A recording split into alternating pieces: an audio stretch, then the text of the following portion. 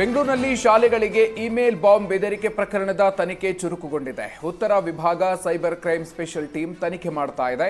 ಪ್ರಕರಣ ಸಂಬಂಧ ಆರೋಪಿ ರೆನಿ ಜೋಶಿಲ್ಡಾಲ್ನ ಗುಜರಾತ್ನ ಅಹಮದಾಬಾದ್ ಜೈಲಿಗೆ ಕಳಿಸಲಾಗಿದೆ. ಆದರೂ ಪೊಲೀಸರು ತನಿಖೆಯನ್ನು ಮಾತ್ರ ಮುಂದುವರೆಸಿದ್ದಾರೆ. ಆರೋಪಿ ರೆನಿ ತಂದೆ ಗೋಲ್ಡ್ ವಿನ್ ಅನ್ನೋರನ್ನ ಪೊಲೀಸರು ವಿಚಾರಣೆ ಮಾಡ್ತಾ ಇದ್ದಾರೆ.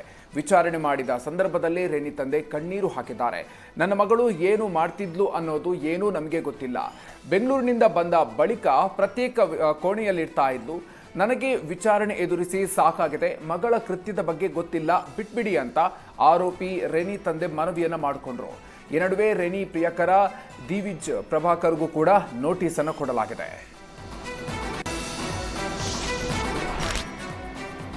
ಜಿಬಿಎ ಮುಖ್ಯ ಆಯುಕ್ತರ ವಿರುದ್ಧ ಶಾಸಕ ಎಸ್ಟಿ ಸೋಮಶೇಖರ್ ಫುಲ್ ಗರಂ ಆಗಿದ್ದಾರೆ. ವೈಟ್ ಟಾಪಿಂಗ್ ರಸ್ತೆ ಕಾಮಗಾರಿ ಸಂಬಂಧ ಶಾಸಕರು ಅಸಮಾಧಾನವನ್ನು ವ್ಯಕ್ತಪಡಿಸಿದ್ದು, ಉತ್ತರಹಳ್ಳಿ ಮುಖ್ಯ ರಸ್ತೆ, ಕೋಡಿಪಾಳ್ಯ ಮುಖ್ಯ ರಸ್ತೆ, ಹಾಲಿಡೇ ವಿಲೇಜ್ ರಸ್ತೆಯ ಕಾಮಗಾರಿ ನೆನೆಗುದಿಗೆ ಬಿದ್ದಿದೆ.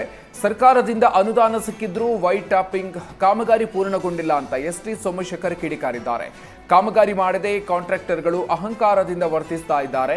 ಕೂಡಲೇ ರಸ್ತೆ ಕಾಮಗಾರಿಯನ್ನ ಮುಗಿಸಬೇಕು, ಇಲ್ಲದೇ ಇದ್ರೆ ಜಿಬಿಎ ಎದುರು ಧರಣಿ ಕೂರೋದಾಗಿ ಎಸ್ಟಿ ಸೋಮಶೇಖರ್ ಎಚ್ಚರಿಕೆ ಕೊಟ್ಟಿದ್ದಾರೆ.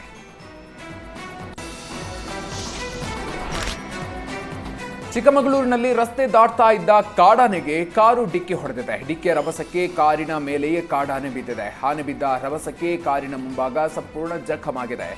ಎನ್ಆರ್ಪುರ ಬಾಳೆಹೊನ್ನೂರು ಮುಖ್ಯ ರಸ್ತೆಯ ರಾಜ್ಯ ಹೆದ್ದಾರಿಯಲ್ಲಿ ಘಟನೆ ಆಗಿದೆ.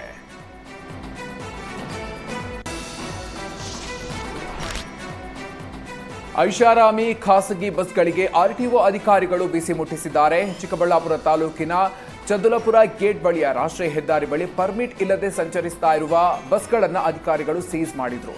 20ಕ್ಕೂ ಹೆಚ್ಚು ವೋಲ್ವೋ ಎಸಿ ಸ್ಲೀಪರ್ ಬಸ್ಗಳನ್ನು ಅಧಿಕಾರಿಗಳು ಜಪ್ತಿ ಮಾಡಿದ್ದಾರೆ.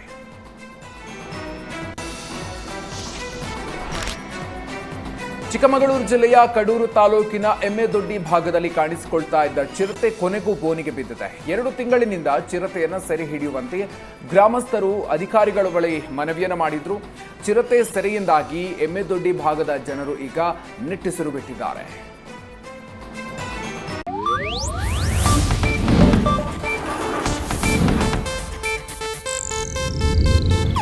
ಇದು ಏಷ್ಯಾನೆಟ್ ನ್ಯೂಸ್ ನೆಟ್ವರ್ಕ್ ಪ್ರಸ್ತುತಿ.